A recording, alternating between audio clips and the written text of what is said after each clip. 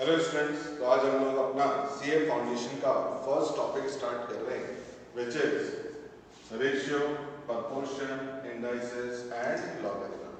तो अगर आप देखें तो we have four different topics in this chapter.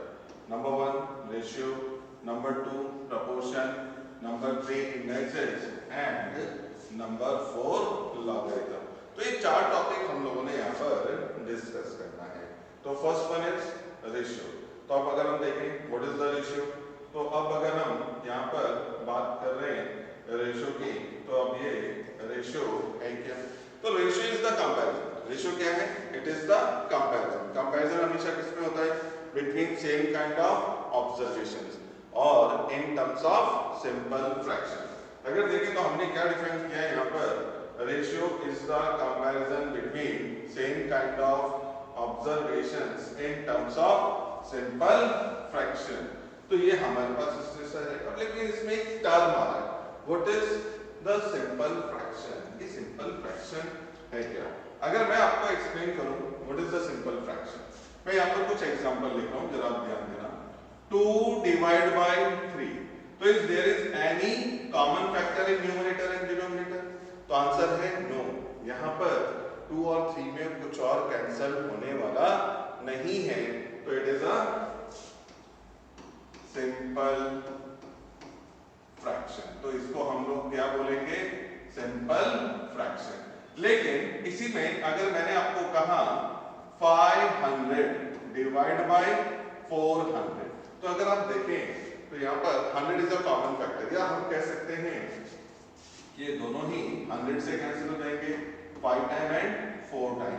तो इसका मतलब क्या हुआ कि जो हमारे पास था that is 500 upon 400 is not a simple fraction. तो एक बात हमेशा याद रखना कि अगर कोई भी फ्रैक्शन ऐसा है जिसमें न्यूमरेटर और डिनोमिनेटर में कोई कॉमन टर्म नहीं है, तो उसको आप क्या बोलेंगे? Simple fraction. But if we have, then it is not a simple fraction। तो हमने क्या बोला? रेशियो क्या है? Ratio is the comparison between same kind of observations in terms of simple fraction. तो ये तो अपने पास यहाँ पर आ गया।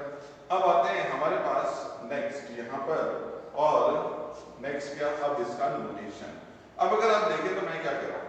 If simple fraction between two same kind of observation is a upon b, अगर दो सेम काइंड ऑब्जर्वेशन है और उनका जो सिंपल फ्रैक्शन है उनके लिए आ रहा है a upon b, then ratio is given by a is to b। तभी हम रेशियो को किससे बताएंगे?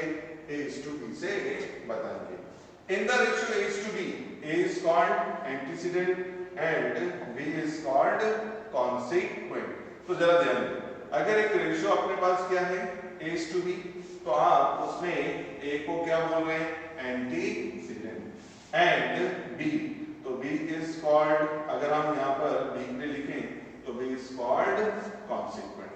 तो in the ratio is to b, a is called antecedent and b is called consequent. तो ये आपको यहाँ पर याद रखना है कि antecedent is the first term and consequent is the second term. तो ये तो अपने पास आ गया यहाँ पर रेशियो। अब अगर हम बात करते हैं example, If two batsmen scores 150 and 200 runs, अब दो बैट्समैन, एक ने कितना स्कोर किया? 150 और दूसरे ने कितना स्कोर किया? 200, then the ratio of their run is 3:4। तो उनका जो रेशियो होगा रन्स का वो क्या होगा? 3:4। अब ये मिला कैसे? अब जरा ध्यान दो, मैं यहाँ पर क्या कह रहा हूँ। तो अब अगर आप देखना चाहें तो हमने फ्रैक्शन लिखा 150 और डिवाइड बाय 200। अब आप देखो ये फ्रैक्शन तो लिख लिया, but we have common factor. अब 50 से 200 4 टाइम कैंसिल और ये 3 टाइम, तो आपका सिंपल फ्रैक्शन क्या रह गया? 3 upon 4, that is why ratio is written as 3:4। तो इसलिए हमने रेशियो को क्या लिखा? 3:4। तो ये हमारे पास इस तरह से आ जाएगा। तो ये तो था हमारे पास रेशियो को कैसे फाइंड आउट करना है अगर टर्म्स का कंपैरिजन करें। अब अगर हम बात करते हैं नेक्स्ट, तो properties, the inverse ratio of a to b is B is to A। अगर आपको A is to B का इनवर्स रेशियो लिखना है तो आप क्या करेंगे, B is to A, यानी कि पोजीशंस को इंटरचेंज कर लेंगे। Example, the inverse ratio of 5 is to 3, अगर हमें 5 is to 3 का इनवर्स रेशियो लिखना है तो then it is 3 is to 5। तो इनवर्स रेशियो क्या आएगा हमारा, 3 is to 5 आएगा। तो ये आ गया इनवर्स रेशियो। नेक्स्ट अगर हम देखें प्रॉपर्टी तो number 2, the duplicate ratio of A is to B is A square is to B square। अगर आपको डुप्लीकेट रेशियो लिखना है और किसका डुप्लीकेट रेशियो लिखना है, A is to B का, तो A is to B का डुप्लीकेट रेशियो हम लोग क्या बोल रहे हैं, A square is to B square। तो अब आप जरा देखें A is to B, ये हमारा रेशियो था और इसका duplicate ratio A square is to B square, यानी कि आपने टर्म्स का स्क्वायर करना है। For example, the duplicate ratio of 2 is to 5। अब अगर मुझे 2 is to 5 का डुप्लीकेट रेशियो लिखना है, we have to write duplicate ratio of 2 is to 5, then it is 2 square is to 5 square. और आपको मालूम है 2 स्क्वायर का मींस क्या, 4 एंड 5 स्क्वायर इज 25। तो ये हमने यहाँ पर आपको बताया क्या होगा, 4 is to 25। तो ये आ गया हमारे पास property number 2, the duplicate ratio of A is to B is A square is to B square। अब अगर हम देखें नेक्स्ट हमारे पास third property, the triplicate ratio of A is to B is A cube is to B cube। अगर हम triplicate ratio लिख रहे हैं और किसका ट्रिप्लीकेट रेशियो लिख रहे हैं, A is to B का, तो वहां पे पावर क्या हो रहा है, 3, यानी कि A cube is to B cube। For example, अब अगर मुझे 2 is to 3 का ट्रिप्लीकेट रेशियो लिखना है, 2 is to 3 and we have to write triplicate ratio. तो करना क्या है, 2 the cube is to 3 the cube, 2 the cube 8 और 3 the cube 27। तो यहाँ पर थोड़ा सा करेक्शन है, इट इज 8 is to 27 होगा। तो ये हमारे पास आ जाएगा क्या, triplicate ratio of 2 is to 3 is 8 is to 27। अब ये तो आ गया हमारे पास प्रॉपर्टी नंबर 3। अब next property number 8, the sub duplicate ratio of A is to B is root of A is to root of B। अगर आपको सब डुप्लीकेट रेशियो लिखना है, किसका रेशियो लिखना है, A is to B का, तो देन इसका सब डुप्लीकेट रेशियो क्या आ जाएगा, root of A is to root of B। अब अगर हम एग्जांपल की बात करें तो हमने एक एग्जांपल लिखा हुआ है, the sub duplicate ratio of 25 is to 36। अब रेशियो क्या है, 25 is to 36। इसका मैं क्या लिखना चाहता हूं, सब डुप्लीकेट। अब अगर आप सब डुप्लीकेट नोट करना चाहते हैं तो it is root of 25 is to root of 36 and root of 25 is equal to 5, root of 36 is 6। तो आंसर is 5/6। तो इस तरह से हम लोग क्या फाइंड आउट कर सकते हैं, डुप्लीकेट रेशियो। तो ऑलवेज रिमेंबर, सब डुप्लीकेट में आपने स्क्वायर रूट करना है, जबकि डुप्लीकेट में स्क्वायर करना होगा। तो ये था हमारे पास यहाँ पर प्रॉपर्टी नंबर 4, जिसमें हमने बताया आपको सब डुप्लीकेट। अब जैसा सब डुप्लीकेट है वैसे क्या आता है, सब ट्रिप्लीकेट।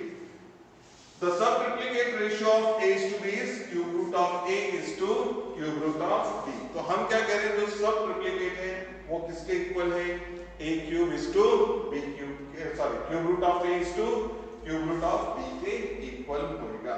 अब एग्जांपल अगर आप देखें तो हमने लिखा सब triplicate ratio of 125 is to 64। अब अगर आपको 125 is to 64 और इसका क्या नोट करना है, सब ट्रिप्लीकेट रेशियो। तो सब ट्रिप्लीकेट रेशियो यानी कि cube root of 125 is to cube root of 64।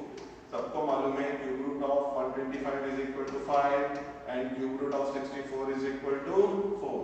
So that means sub triplicate ratio of 125:64 तो ये इस तरह से हमारे पास आ जाएगा प्रॉपर्टी नंबर 9. अब last property for ratio. Here we have to discuss what is the compound ratio, yeah, how we calculate compound ratio. The compound ratio of A is to B, C is to D and D is to F. आपके पास यहाँ पर तीन अलग अलग ratio A is to B, C is to D and E is to F. अगर हम इसका compound ratio लिख रहे हैं तो इट इज गिवन बाय, आप नोट करें, A इंटू सी इंटू ई लिखा है, divide by B into D into F note किया है. यानी कि जो फर्स्ट टर्म है A, C और E, इसका मल्टीप्लिकेशन न्यूमरेटर में, second term B, D and F इसका मल्टीप्लिकेशन डिनोमिनेटर में, बट आगे क्या नोट किया है, सिंपल फ्रैक्शन फॉर्म. उसके बाद आपको जो कॉमन फैक्टर है वो कट करके लेना है, सिंपल फ्रैक्शन फॉर्म में ही लिखना है.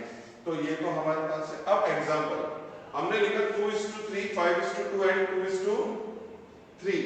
इसका हम लोग यहाँ पर सिंपल क्या लिखना चाहते हैं, यहाँ पर तो यहाँ पर कंपाउंड रेशियो. तो आप जरा देखिए, फर्स्ट टर्म 2, सेकंड रेशियो का फर्स्ट टर्म 5, थर्ड रेशियो का first term 2 divide by second term, first ratio का सेकंड टर्म 3, सेकंड रेशियो का 2 एंड थर्ड रेशियो का 3.